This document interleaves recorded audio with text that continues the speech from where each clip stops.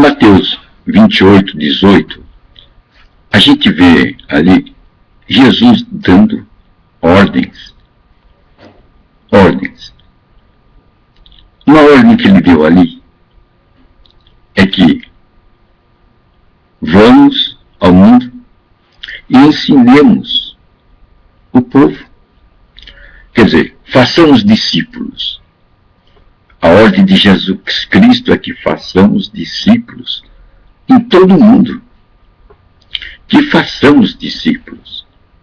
Uma ordem de Jesus Cristo é uma lei. Pois quem é Jesus Cristo hoje? Jesus hoje é o nosso governador. É o governador do reino de Deus. Aquele que tem a palavra de Deus. Aquele que é a natureza de Deus. E a ordem dele é: façais discípulos. Ele quer que nós façamos discípulos. Esta a finalidade, que ensinemos a eles todas as coisas que ele nos ensinou. Então, esses discípulos têm que aprender um conteúdo. Tem um programa. E na escola de Jesus Cristo eles devem aprender as mensagens de Jesus Cristo. É isso. E devemos fazer discípulos de tal maneira que eles sejam como o mestre. O discípulo não pode ser mais que o mestre. Mas quem é o mestre? O mestre é o próprio Jesus Cristo. Pois temos que tomar a linha de Paulo. Eu não vivo, mas Cristo vive em mim. Paulo tinha uma meta em sua vida, uma plataforma. Era Cristo nele. Então, tudo que devemos passar deve ter diante dos nossos olhos essa meta. Cristo em nós. Então, quando formos ao mundo em cumprimento a este mandamento de Jesus Cristo, mandamento de Jesus Cristo, mandamento da nova dispensação, que estamos agora numa nova aliança, devemos fazer o quê? Discípulos. E vamos discipulá-los, ensiná-los em que doutrina, em que matéria? A matéria é em todas as boas novas que Cristo veio nos trazer. Para que eles sejam como o mestre. Para que eles cresçam e sejam como o mestre. Jesus quer que todos nós sejamos como ele é. Como o mestre. Nós devemos ser como o mestre. Para sermos como o mestre, nós temos que seguir as pegadas do mestre. E só podemos seguir as pegadas do mestre quando nós adquirimos o conhecimento das suas mensagens. As suas mensagens é nossa plataforma, é a região espiritual onde nós devemos viver. E nossa meta é passar essas mensagens para o outro. Aí nós ocuparemos aqui na Terra, em nossa época, em nossa geração, em nosso tempo, o lugar de Jesus Cristo. Pois vamos ensinar aos outros o que Jesus Cristo nos ensinou. E não devemos nos esquecer que para que este ensinamento tenha o cunho certo, o cunho correto, ele tem que ter um outro ingrediente, o Espírito Santo. Pois Jesus Cristo diz, o Espírito Santo vai tomar do que é meu e vai dar para vocês. Então, o grande alinhador da vida cristã é o Espírito Santo. Então, a nossa força não deve estar no homem. A nossa força deve estar no Espírito Santo e na palavra.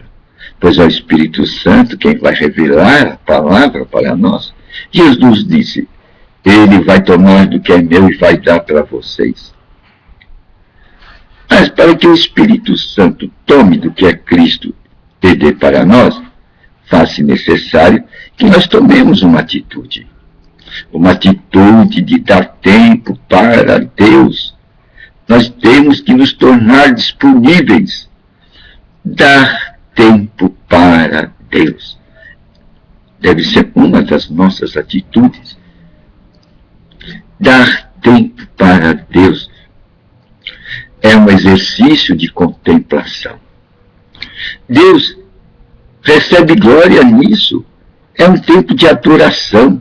Aquele tempo que você passa lendo as Escrituras Sagradas.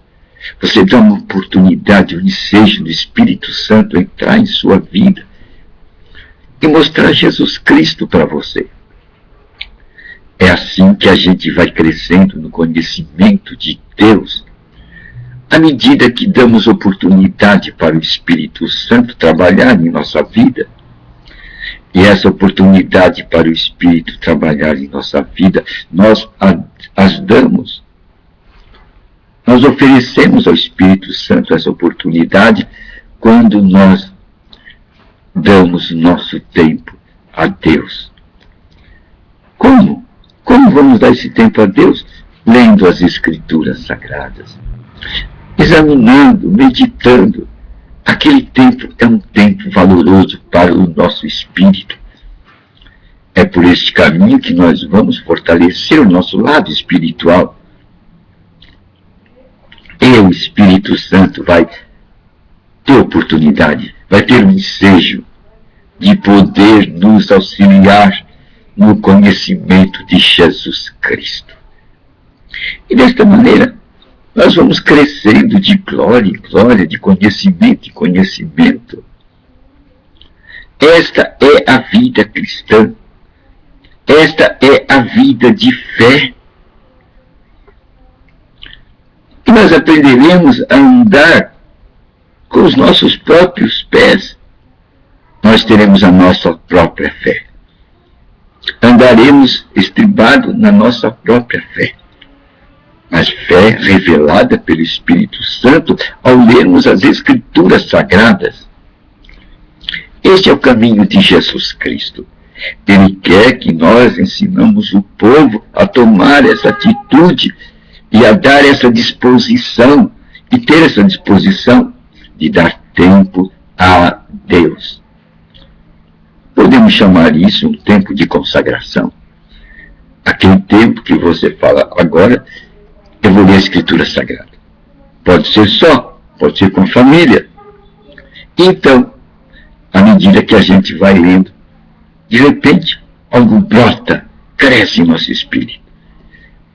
Ali nada mais é do que o Espírito Santo colocando diante dos nossos olhos uma posição divina, um caminho que a gente deve trilhar, uma atitude que a gente deve tomar. É maravilhoso seguir este caminho cristão. E assim, não estaremos presos a vínculos com sistemas religiosos, mas será um direcionamento pessoal, uma intimidade com Deus. Estamos de volta nesta época, aquele tempo de intimidade com Deus que havia no princípio. Adão tinha intimidade com Deus. Adão se relacionava com Deus, conversava com Deus. Hoje, nós temos a palavra de Deus. E a palavra de Deus está dentro das Escrituras Sagradas. Ali nós podemos passar tempo conversando com Deus.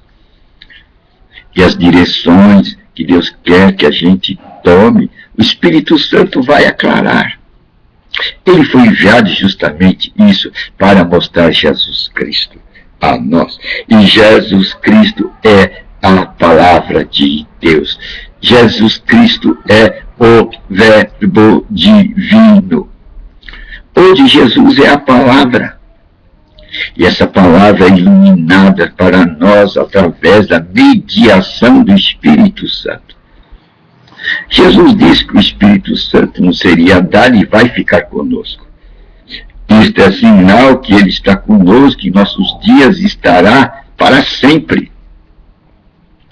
Agora temos que dar tempo a Ele, dar oportunidade para Ele, aprender estes princípios.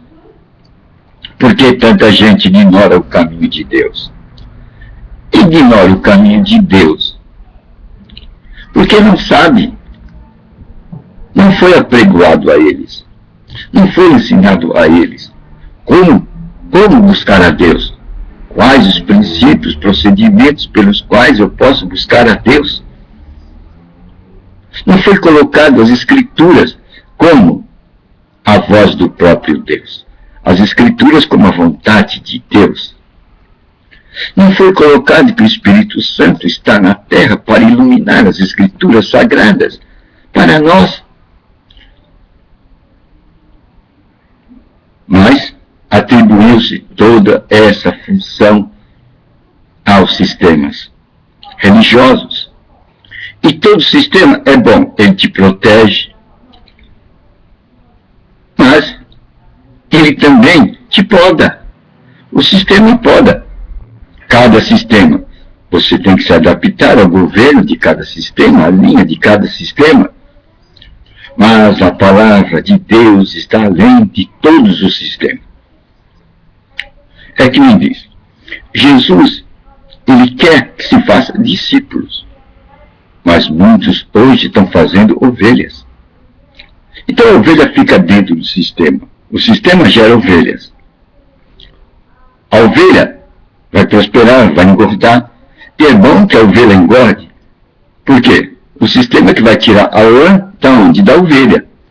Então, interessa ao sistema que a ovelha engorde, que a ovelha progrida, seja rica. Porque ela vai tirar de onde? Ela vai tirar o pelo da ovelha. A riqueza que a ovelha produz. Mas Jesus Cristo, em momento algum, disse, faça ovelhas. Não. No capítulo 28 de Mateus, a gente vai ver que é uma ordem dele que nós devemos fazer discípulo, pois o discípulo ele tem uma meta de chegada, é ser como mestre. E o mestre que ele tem como meta de chegar chama-se Jesus Cristo. Esse é o mestre. Pois todo mestre terreno é meramente um espelho do mestre do céu. Pois todo mestre terreno deve ter dentro de si o que Paulo falou. Eu não vivo, mas Cristo vive em mim. Então ele tem o Cristo vivo dentro dele. E ele vai gerar no discípulo esse Cristo vivo. Esse processo de gestação não se faz do dia para a noite. Leva-se tempo. Uns chegam mais rápido, outros chegam na velhice, né? E somente na velhice vai ter uma visão desse procedimento. Somente na velhice. Então, cada um vai reagir conforme a disposição que der. E vai prosperar no caminho de Deus, conforme a disposição. Mas o alvo do mestre é claro, aí em Mateus 28, 18. Façais discípulos. Jesus quer que se faça discípulos. Ele não manda fazer ovelhas. Ovelha é o sistema. O sistema religioso faz ovelha. Para tirar a lã, extrair a lã. E quer ver a ovelha bem tratada e bem gordinha. Bem protegida, bem segura, bem confiante. Mas o discípulo não. O discípulo, ele deve estar em constante luta para aprender. E depois o discípulo vai aprender a lutar contra quê? Contra as hostes espirituais do maligno. Ele vai ver que tem um outro reino aí, que ele tem que afiar sua espada. E a espada do Espírito é a palavra de Deus. Ele vai ter que aprender a manejar essa espada, até se tornar uma palavra viva, uma palavra que anda pelas ruas da cidade, pelas ruas da sua cidade, pelas ruas da sua cidade. E assim vai se cumprindo o que Deus falou nos profetas. Eu andarei no meio deles. Deus vai andar através do seu Espírito no meio dos povos, através desses discípulos, que vão trazer dentro de si a imagem do Mestre.